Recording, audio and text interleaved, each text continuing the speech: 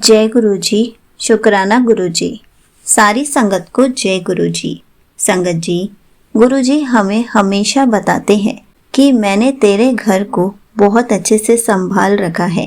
तेरे घर में कोई भी प्रॉब्लम आने नहीं दूंगा, कोई भी बड़ी परेशानी को आने ही नहीं दूंगा। तेरा परिवार मेरी देख रेख में चल रहा है। इसी पर एक आंटी जी का सत्संग सुनते हैं जिसमें उन्होंने इस बात को बहुत अच्छे से एक्सप्लेन किया है। ये सत्संग पूरा ज़रूर सुनिएगा, आपको बहुत अच्छे आंसर्स मिलेंगे। तो चलिए आंटी जी का सत्संग सुनते हैं। जय गुरु जी। संगत जी, मैं रूपा पुणे से। जैसे कि मैंने पहले भी अपना सत्संग शेयर किया इसी चैनल में, जिसमें मैंने बताया कि मैं कैसे गुरु जी से 2023 सितंबर से जुड़ी, कैसे उन्होंने मुझे ब्लेसिंग्स दिए, चमत्कार दिखाए और मेरे बहुत सारे कष्ट भी काट रहे हैं। इसी साल मार्च में 7 तारीख को मैंने कहा था कि मेरे शुक्राना सत्संग में कि मेरे फ़ोन से कैसे फ़ोटो सारे डिलीट हो गए और मैं खूब रोई थी, क्योंकि 7 तारीख तो लकी डे मानते हैं हम, पर उसी दिन मेरा फ़ोन से सारा डिलीट हो गया, फ़ोटोज़, मेमोरीज़। उसके बाद कैसे मैंने मेरे बेटे की मदद से फ़ोटोज़ को किसी तरह रिकवर थोड़ा बहुत किया। मुझे लगा गुरुजी ने मेरे बहुत सारे कोई कष्ट आया होगा जिसको काट दिया। फिर भी मैंने गुरुजी को धन्यवाद किया, शुक्राना किया और हिम्मत देने के लिए अरदास की। उसके बाद मैंने अपने शुक्राना सत्संग में ये भी कहा था कि कैसे गुरुजी ने मुझे अपने स्वरूप की ब्लेसिंग्स दी और मैंने अपने भाई की फैमिली को ब्लेसिंग्स के लिए भी अरदास लगाई थी। उनको भी गुरुजी के स्वरूप की ब्लेसिंग मिल गई। कैसे मेरे भाई और उनके परिवार के साथ गुरुजी उनको जोड़ के उनके साथ भी ब्लेसिंग्स उनको दे रहे हैं, उनको कैसे बहुत सारे कष्टों से बचा रहे हैं। उनको भी सत्संग शेयर करने के लिए मैंने कहा है। आज का सत्संग मैं गुरुजी का शुक्राना करने के लिए कर रही हूँ, जिसमें गुरुजी ने मुझे अप्रैल महीने में, मार्च महीने के एंड में कहा था कि तेरे हस्बैंड की बीमारी में दूर कर रहा हूँ। ऐसा ही कुछ था मैसेज फेसबुक पे। मैंने सोचा उनको तो ऐसी कोई बीमारी है नहीं, तो मैंने इतना ध्यान नहीं दिया। फिर अप्रैल के फर्स्ट वीक में अचानक उनको शाम को बाहर गए थे तो चक्कर खा के गिरने वाले थे, तो एक दुकान के सामने थे, तो वो दुकानदार पकड़ लिए थे। फिर उन्होंने मदद की, पानी वानी पिलाया। तो हमें लगा कि उनको प्रेशर हाई हो जाता है, काम की भागादौड़ी में शायद प्रेशर हाई हो गया होगा, इसलिए चक्कर आया। फिर अगले दिन जब डॉक्टर के पास चेकअप किया तो बताया कि उनको कान में, लेफ़्ट कान में सुनाई कम पड़ रहा है और उनको चक्कर आना भी कम नहीं हुआ। फिर उन डॉक्टर ने और भी चेकअप किए, फिर आगे रेफ़र किया। तो अप्रैल महीने से उनका चेकअप चलता रहा।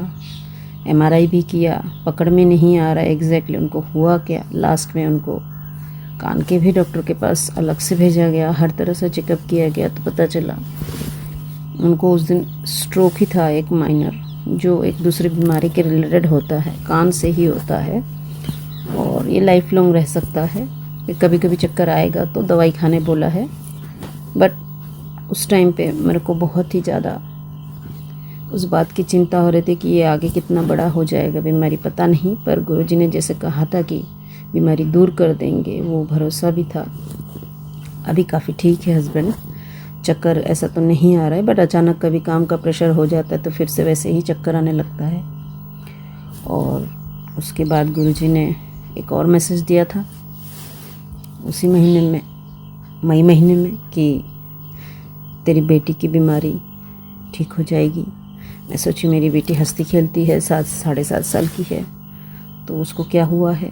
अचानक उसको स्कूल में डेंगू मच्छर ने काटा और उसको डेंगू हो गया। 3 दिन तक हमें पता नहीं लगा। फिर जब बुखार बहुत ज़्यादा बढ़ गया, डॉक्टर के पास गए तो उन्होंने बताया कि उस टेस्ट करके कि बच्ची को तो डेंगू है। फिर हमें हॉस्पिटल रेफ़र कर दिया। हम भागे भागे गए, वहाँ पता चला कि उसके प्लेटलेट्स भी ठीक ही थे, लेकिन बुखार आ रहा है, बाकी कोई सिम्टम नहीं दिख रहा है। तो छोटी बच्ची है, डॉक्टर को लगा लीवर में भी इफ़ेक्ट हो सकता है, वो भी चेक किया।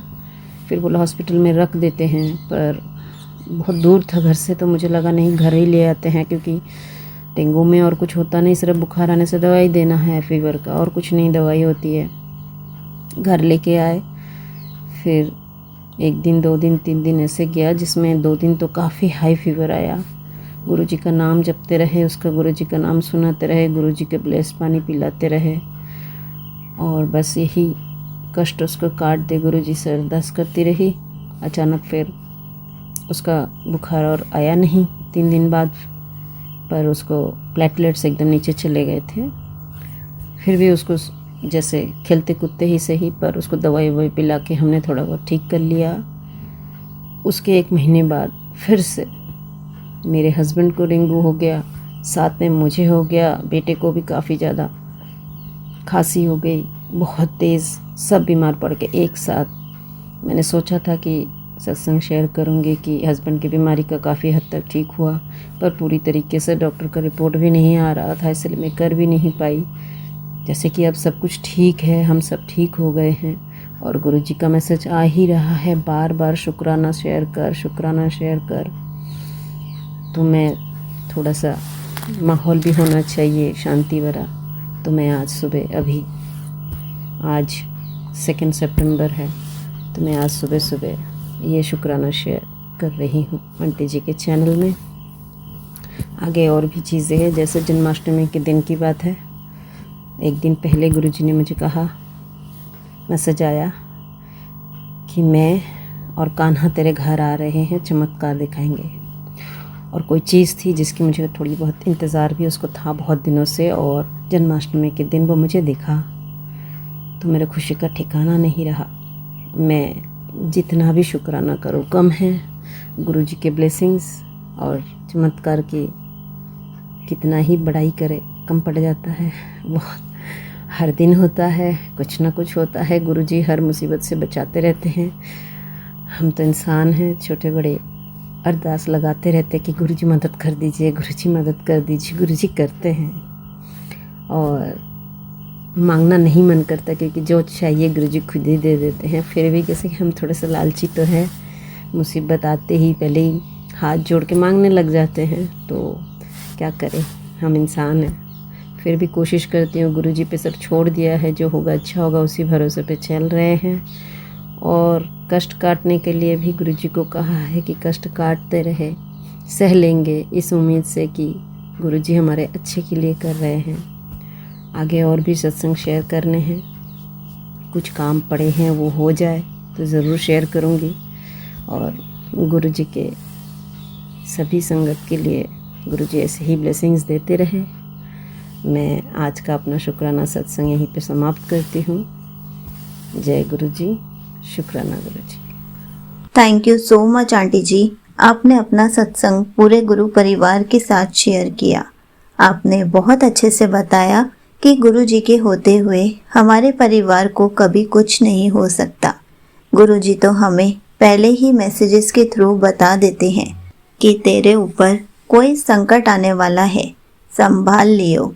संगत जी, गुरुजी के होते हुए हमारे ऊपर कोई भी बड़ा संकट नहीं आ सकता, क्योंकि गुरुजी तो हमें सिर्फ 10% कष्ट देते हैं, 90% कष्ट तो अपने ऊपर ले लेते हैं। ऐसा नहीं है कि गुरुजी से जुड़ने के बाद हमारी लाइफ में कोई प्रॉब्लम नहीं आएगी या फिर कोई कष्ट नहीं आएंगे। हमने इतने माड़े कर्म करे हैं, कष्ट तो हमें भोगने ही पड़ेंगे। लेकिन जब भी कोई कष्ट आता है तो गुरुजी उसका 90% कष्ट अपने ऊपर ले लेते हैं और सिर्फ हमें 10% कष्ट ही देते हैं। साथ में उसको काटने के लिए हमें शक्ति भी देते हैं और हमें रास्ता भी दिखाते हैं कि ये कष्ट कैसे जल्दी कटेगा, कैसे हम इस कष्टों से जल्दी से बाहर आ पाएंगे।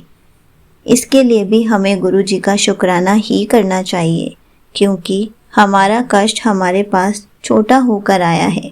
नहीं तो अगर बड़ा होकर आता तो बहुत बड़ा भी कुछ हो सकता था।